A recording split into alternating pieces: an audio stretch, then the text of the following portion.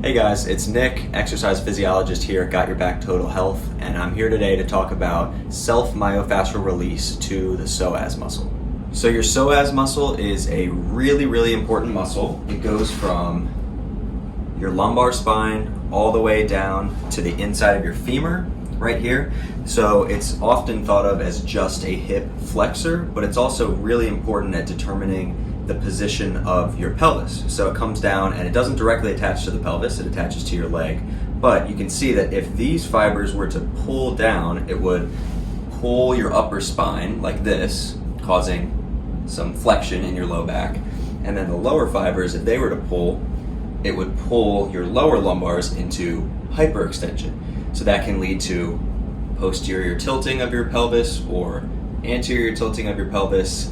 The psoas is also really important at determining bends in your spine and rotations in your spine. So long story short, the psoas is a very important muscle, and it's a really popular thing nowadays to use self-myofascial release. So self-myofascial release is really popular right now, whether you're using lacrosse balls, tennis balls, any other kind of fascial release tools to, again, release those adhesions or maybe target specific muscles. But something I see a lot with people when they're trying to release this psoas muscle is they'll just dig right in their stomach, and what that's really doing is you might be crushing some of your small intestine, large intestine. All your visceral organs are right around here, so if you're just coming straight in with a lacrosse ball, tennis ball, you could actually be causing some damage. So I wanted to teach you guys a myofascial release to do with the Theracane. So who might benefit from myofascial release to the psoas muscle?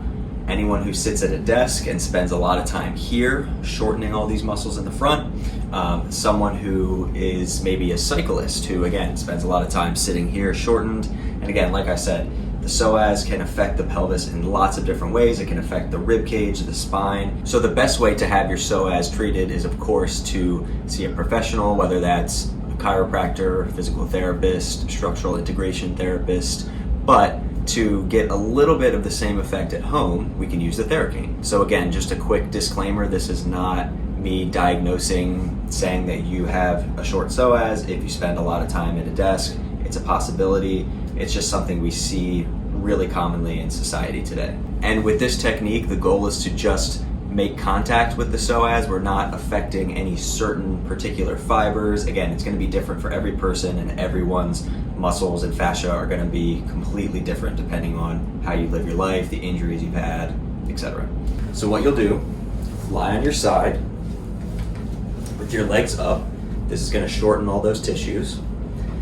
And you're first just going to find this little bony prominence right here, which is called the ASIS, anterior superior iliac spine. It's just the pointy bone on the very front of your pelvis. So once you find that, you're going to slowly start there and then make your way a little bit higher and into this little crest here.